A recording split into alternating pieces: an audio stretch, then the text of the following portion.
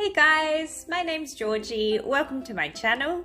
Today my friend Lavanya will be interviewing the non-physical beings that I channel called Inkabeka.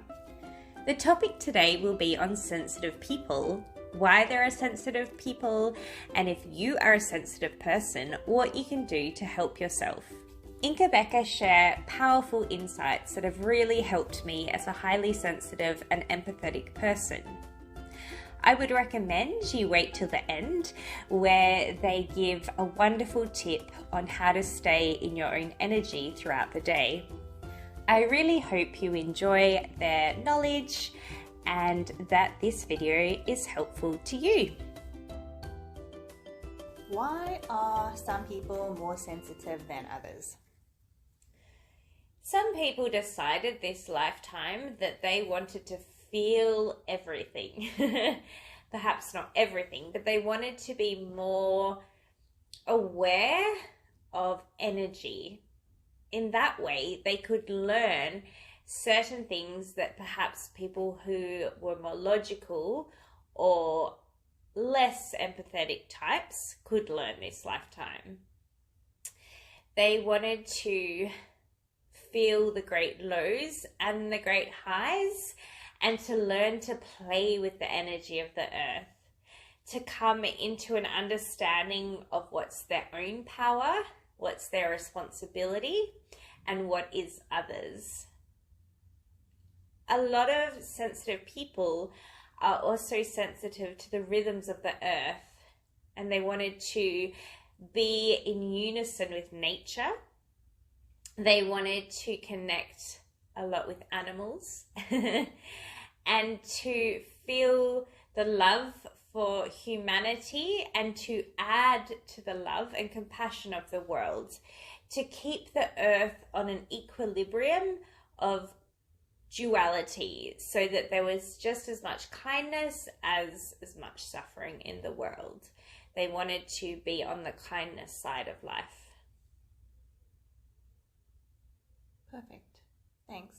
So basically it's an energetic spectrum that people fall across, and each side of the spectrum balances the other side out, causing a balance in the duality. Yes. Perfect. Why are there so many sensitive people struggling on Earth? That's because they haven't worked out how to hold their own energetic boundaries. They get lost in the energetic pool of other people, of other influences, such as technology, or continually being bombarded on their senses from outside sources, which are setting their vibrational tone for the day, rather than working out what they want in life, what their boundaries are with other people are, how to make decisions about who to be with, how to not give too much, because highly empathetic and sensitive people overgive naturally, because they put themselves in other people's shoes as if they were them, and then they try help them as much as that. Instead of learning how to give and take in this world, which is less idyllic than they have in their mind of how it should be. So they haven't yet learned how to also deal with people who are not as empathetic and to view the world differently, and could perhaps demand a lot more energetically from them that they are receiving in return. That makes sense. Is this why it's common for empaths to have some kind of illness in their lifetimes, or be more prone to illness? Yes, 100%, because their energetic bodies are more fragile. We don't use the word fragile as though that as a negative thing. Often fragility is seen, for example, an image of a very old person struggling. We don't see it like that. We just mean that energetic body is more attuned to every vibration. So if an empath or sensitive person is around a lot of suffering or sickness or negativity, they will emotionally absorb that energy, which could in turn lead to sickness, anxiety, depression, that kind of thing. But there is hope for the empath. 100%. So what do you think empaths need to learn? Empaths need to learn how the world is energetically. So once they've understood that most of the world doesn't think and act as they do, they can see a new perspective, a more holistic one of how the world actually is. Then they need to work out which people in their life are actually fulfilling them and filling up their cup. Then they need to learn who they want to give to effectively, when, how much, so that they are still giving to the earth and fulfilling that purpose. They then also need to learn how to refresh their energy and keep to a schedule of energy clearing or centeredness. There are lots of examples for that. Regularly getting out into nature, meditation, etc., etc.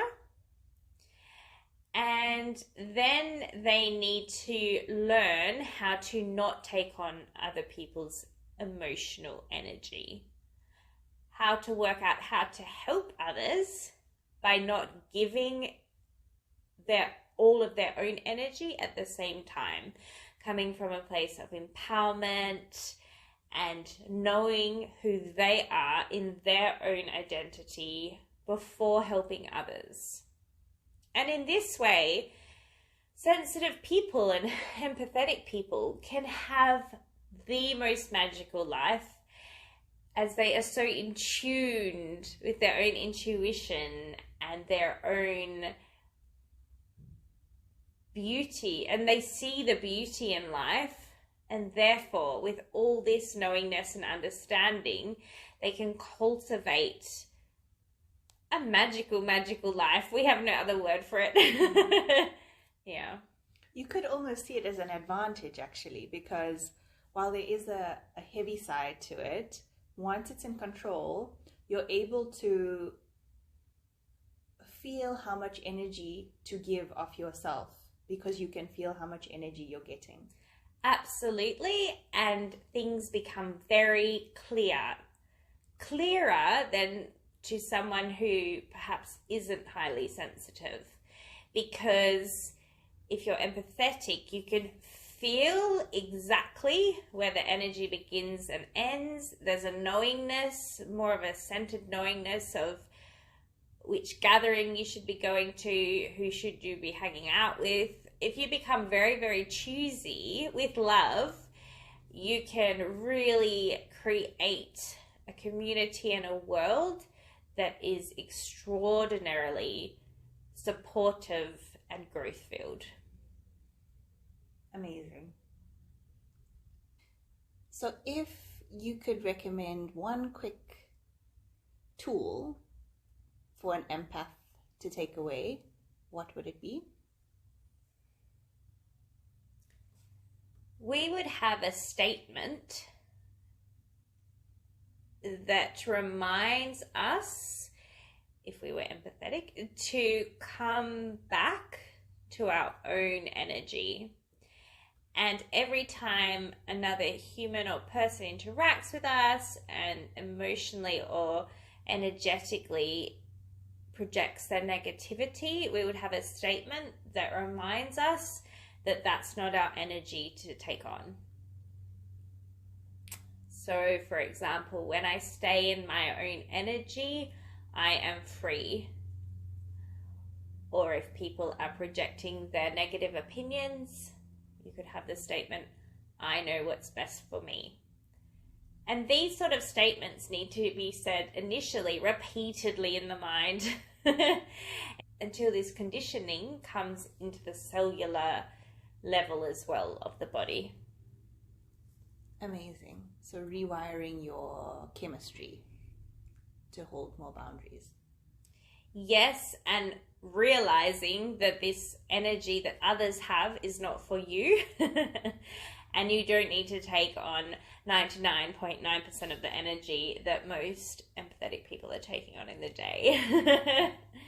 And from a place of empowerment, you are much more capable to give to others than simply absorbing beliefs and negativity and then feeling overwhelmed. Great. Thank you. Awesome. Thanks.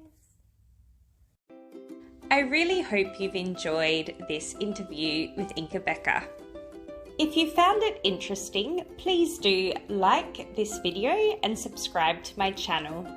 I look forward to bringing much more of Inka Becker's knowledge and wisdom to you. Thank you and have a beautiful day.